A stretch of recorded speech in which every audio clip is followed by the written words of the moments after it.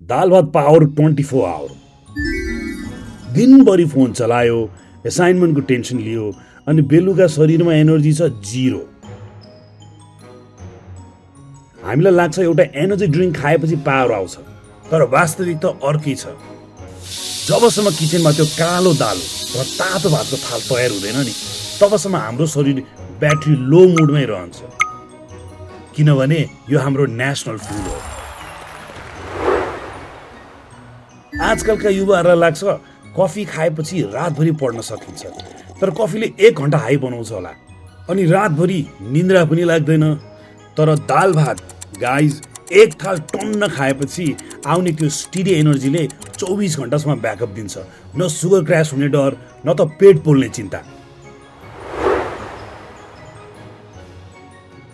महिनाको अन्तिम हप्ता गोजीमा 100 रुपियाँ पनि छैन।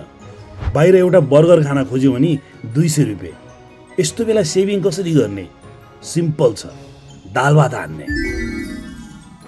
थोरै चामल, अलिकति दाल र आमाले बनाइदिनु भएको घरको अचार। ओ माई गॉड, 400 को पिज्जाले नभर्ने पेट 80 रुपियाँको दाल भातले टन्न हुन्छ। जेनजीको लागि यो फाइनान्शियल म्यानेजमेन्टको सबैभन्दा ठुलो जुक्ति हो।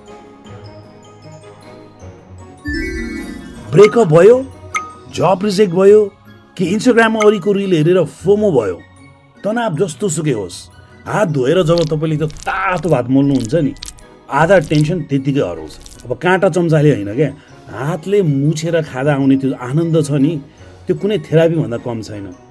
पेट भरिएपछि दिमागले भन्छ ल ठिक छ, भोलि हेरौँला है त्यो टेन्सन, आजलाई चाहिँ ढुक्क भयो भनेर।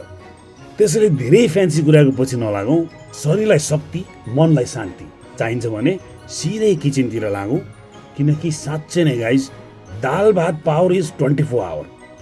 तपाईँलाई दाल भातसँग सबैभन्दा मनपर्ने अचार कुन हो? कमेन्टमा लेख्नु होला है त। दिस इज भातै फिलोसफी।